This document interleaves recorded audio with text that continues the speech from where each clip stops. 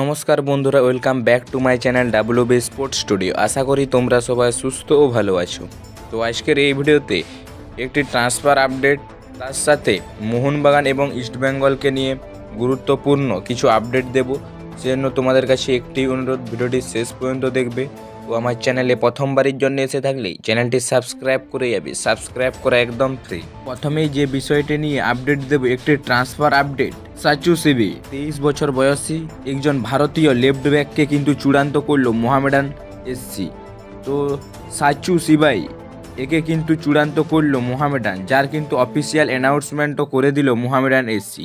তো এক সময় চেন্নাইয়ের জার্সি গায়ে সুযোগ পেলেও তেমন একটা নিজেকে প্রমাণ করতে পারেননি এই সাচি সিবাই।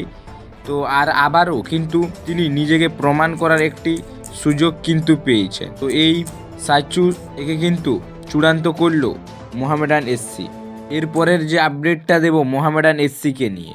তো মোহামেডান এসসি তারা কিন্তু একজন 30 বছর বয়সী অস্ট্রেলিয়ার সেন্টার ফরওয়ার্ডকে কিন্তু চূড়ান্ত করেছে অনেক দিন আগেই, যার মার্কেট ভ্যালু 1 কোটি টাকা, যিনি কিনা হলেন মার্ক আন্দ্রে সোমারবোগ। তো এই প্লেয়ারকে কিন্তু অনেক আগেই চূড়ান্ত করেছে মোহামেডান। এই সেন্টার ফরওয়ার্ড কিন্তু আজকে মধ্যরাত্রিতে কিন্তু কলকাতাতে পা রেখেছেন। তো এখনও পর্যন্ত মোহামেডান মার্ক আন্দ্রেকে কিন্তু এখনও পর্যন্ত রেজিস্টার করায়নি আইএসএলে। তবে আশা করা যাচ্ছে যে আইএসএলে তার প্রথম ম্যাচ হতে চলেছে মোহনবাগানের বিরুদ্ধে, যে ডার্বি ম্যাচ রয়েছে সেই ম্যাচে কিন্তু অভিষেক হতে চলেছে এই মার্ক আন্দ্রের।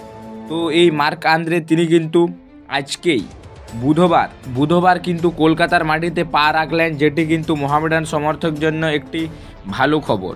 এবং খুব তাড়াতাড়ি তিনি কিন্তু মোহামেডান অনুশীলনে নামতে চলেছেন। এর পরের যে আপডেটটা দেব ইস্টবেঙ্গলকে নিয়ে, যেখান থেকে ইস্টবেঙ্গল দল ঘুরে দাঁড়াচ্ছিল অস্কার ব্রুজোর তত্ত্বাবধানে, সেখানে কিন্তু আরেক নতুন সমস্যা দেখা দিচ্ছে এই মুহূর্তে। তো ইস্টবেঙ্গলের প্লেয়ারদের দেশি ও বিদেশিদের চোটের কারণে কিন্তু রীতিমতো ক্লান্ত কিন্তু অস্কার ব্রুজো। তো এই মুহূর্তে ইস্টবেঙ্গলের কিন্তু খুবই দুঃখজনক অবস্থা হয়ে পড়েছে এবং ইস্টবেঙ্গলের কিন্তু শনির দশা লেগেছে, এটা এক কথা বলা যেতে পারে। কেননা পরপর তাদের একাধিক প্লেয়ার কিন্তু এই মুহূর্তে চোটে ভুগছে। তো হিজাজি মাহের, আমি যেমনটা জানিয়েছি আগের ভিডিওতে, তিনি কিন্তু এই মুহূর্তে চোটে রয়েছেন। তারপরে এই মুহূর্তে যে খবরটি এই মুহূর্তে রয়েছে, পুচকির চোটের কারণে কিন্তু দীর্ঘ কয়েকটি ম্যাচে না থাকতে পারেন ক্লেটন সিলভা। পুচকিতে তিনি কিন্তু চোট পেয়েছেন, যেই চোটের কারণে কিন্তু দীর্ঘ কয়েকটি ম্যাচ তিনি কিন্তু অ্যাভেলেবেল থাকবেন না। তো সাধারণত চিন্তা বাড়ছে কিন্তু অস্কার ব্রুজোর, এবং এই চোট আঘাত নিয়ে তিনি কিন্তু হতাশা প্রকাশ করেছেন। তিনি জানিয়েছেন, আমার এই বিষয়ে আর কিছু বলার নেই, এইসব দেখে আমি রীতিমতো ক্লান্ত, আমি জানি না এসবের শেষ কোথায়, এমনই কিন্তু হতাশা প্রকাশ করেছেন অস্কার ব্রুজো। সবশেষে যে বিষয় নিয়ে আপডেট দেব মোহনবাগানকে নিয়ে।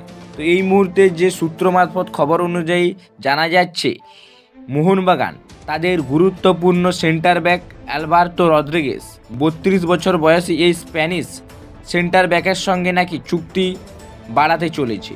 তো সূত্র মারফত খবর অনুযায়ী তার সঙ্গে কিন্তু 2026 পর্যন্ত চুক্তি রয়েছে মোহনবাগানের।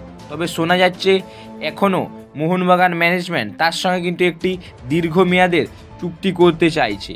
তো সেই চুক্তিটি তারা যদি কন্ট্রাক্ট এক্সটেনশন করে নেয়, তাহলে সেই সিদ্ধান্তটি কেমন হবে তোমরা কমেন্ট করে জানিও। তার সাথে আরেকটি আপডেট দেব মোহনবাগানকে নিয়ে, কন্ট্রাক্ট এক্সটেনশন নিয়েই। তো তাদের আরেক বিদেশি সেন্টার ব্যাক টম অলড্রেডকে নিয়ে। তো 34 বছর বয়সী এই স্কটল্যান্ডের সেন্টার ব্যাক, যার মার্কেট ভ্যালু 2.6 কোটি টাকা। তো 1 বছরের চুক্তিতে তাকে নেওয়া হয়েছিল মোহনবাগানে।